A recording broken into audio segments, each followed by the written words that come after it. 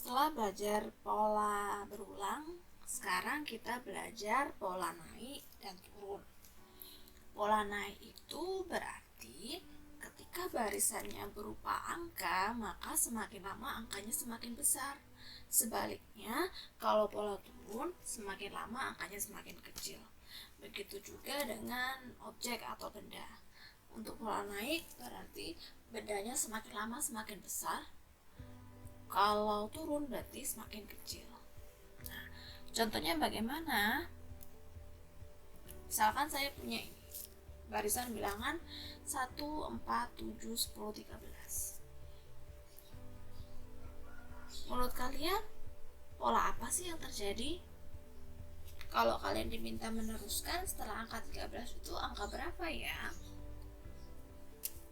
Nah, untuk mengetahuinya, coba kita lihat hubungan antar bilangan yang berurutan. Dari 1 menjadi 4,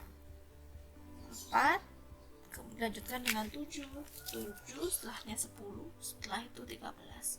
Kalau diamati, ternyata polanya adalah ditambah 3.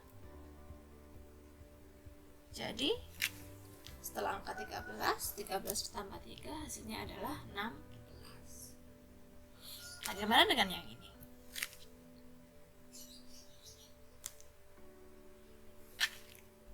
Tiga, 6, 12, 24, 48. Kira-kira polanya apa ya? Ya, dari 3 kalau kita kalikan 2 hasilnya 6. 6 kita kalikan 2 hasilnya 12 dan seterusnya. Jadi nanti setelah angka 48 muncul 96.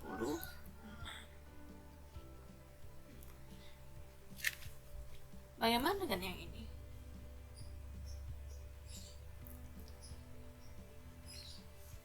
Empat, 5, 10, 11, 22, 23. Polanya apa ya? Dari 4 ke 5 itu ternyata kita tambah 1. Dari 5 ke 10 kita kalikan 2, ditambah 1, dikalikan 2, dan seterusnya. Nah, jadi setelah ditambah 1 dikalikan 2 tambah 1 kalikan 2 tambah 1, untuk mencari bilangan setelah 23 kita kalikan dengan 2. Jadi jawabannya adalah 46. Jadi begitu ya. Sementara untuk pertemuan ini kita tidak membicarakan rumus macam-macam. Kalian tinggal jeli saja melihat pola yang muncul itu apa itu ditambah, dikali, atau ditambah lalu dikali, atau dikurangi. Nah, tinggal lihat polanya saja.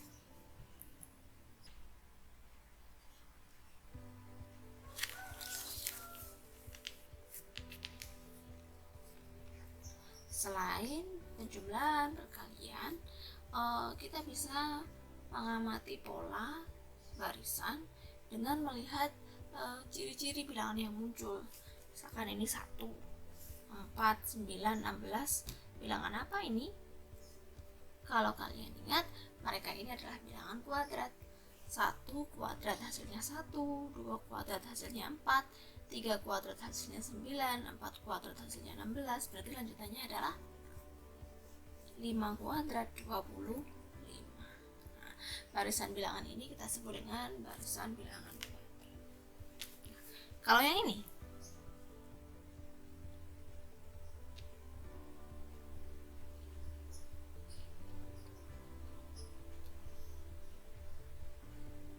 ini adalah suatu barisan bilangan yang khusus. 1, 1, 2. 2 ini diperoleh dari 1 ditambah dengan 1. 3 diperoleh dari 1 ditambah dengan 2. 5 diperoleh dari 2 ditambah dengan 3. 8 diperoleh dari 3 ditambah dengan 5. Jadi dengan kata lain, kita bisa mendapatkan bilangan berikutnya dengan cara menjumlahkan 2 bilangan sebelumnya. Jadi kalau setelah 8 13, berikutnya berapa? Tinggal 8 kita tambahkan dengan 13, hasilnya 20.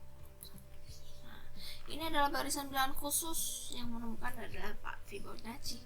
Makanya ini disebut dengan barisan Fibonacci.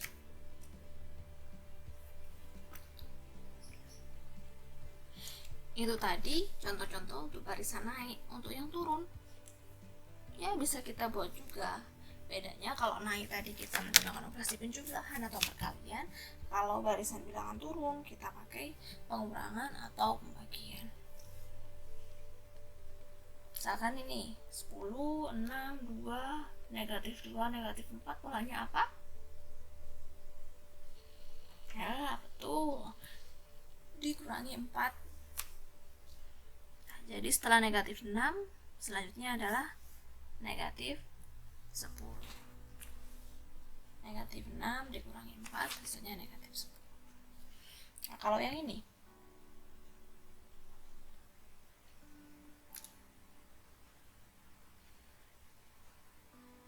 tuh, polanya adalah dibagi 2. 16 dibagi 2 hasilnya 8, 8 dibagi 2 hasilnya 4, 4 dibagi 2 hasilnya 2. Jadi setelah angka 1 tinggal 1 kita bagi 2, 1 per 2. Kalau yang ini, apa ya polanya? Dari 10 jadi 9, lalu 7, 4, 0, negatif 5. Kalau kita lihat pasti ini pengurangan ya, bukan pembagian. Kita amati. Dari 10 jadi 9 dikurangi 1. 9 ke 7 dikurangi 2, 7 ke 4 dikurangi 3, 4 ke 0 dikurangi 4. Jadi setelah itu tinggal kita kurangi dengan 6. Negatif 5 dikurangi 6, hasilnya adalah negatif 11. Mudah kan? Itu tadi untuk contoh-contoh barisan naik turun dalam bentuk angka atau bilangan. Bagaimana dalam bentuk gambar? Misalkan ini, saya punya satu bola, saya kasih tumpuan jadi 3, saya tumpuk lagi jadi 6. Menurut kalian di urutan berikutnya bentuknya seperti apa dan berapa banyak bola yang muncul? Nah, kalau kita amati ternyata bentuknya bola pasti menyerupai segitiga. Jadi nanti berikutnya pasti bolanya membentuk segitiga. Sekarang banyak bolanya berapa? Kita amati. Awalnya 1, lalu 1 bertambah 2, dari 1 tambah 2 terus ditambah 3. Berarti berikutnya, ya betul, tinggal kita tambahkan dengan 4. Jadi 1 tambah 2 tambah 3 kita tambahkan dengan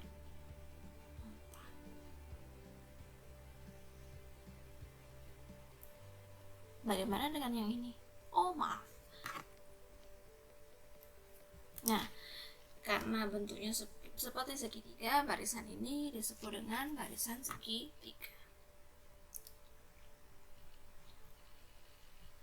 Barisan persegi bentuknya juga menyerupai persegi. Coba perhatikan. Menurut kalian nanti di urutan berikutnya ada berapa banyak kotak atau persegi yang muncul? Kita amati dulu. Di pertama ada 1 persegi, kedua ada 2 kali 2 ada 4 persegi, ketiga ada 3 dikalikan 3 jadi ada 9 persegi. Jadi berikutnya 4 kalikan 4 sama dengan 16 persegi. Karena bentuknya seperti persegi, biasanya disebut dengan barisan persegi. Nah, karena ada barisan persegi, ada juga nih barisan persegi panjang. Nah, bedanya kalau tadi kan panjang sama lebarnya sama. Kalau yang ini berselisih 1. Jadi yang pertama ada satu tumpuk isinya 2 kotak, yang ini ada 2 tumpuk isinya 3 kotak masing-masing. Berarti yang berikutnya pasti ada 3 tumpuk masing-masing 4 kotak. Oke.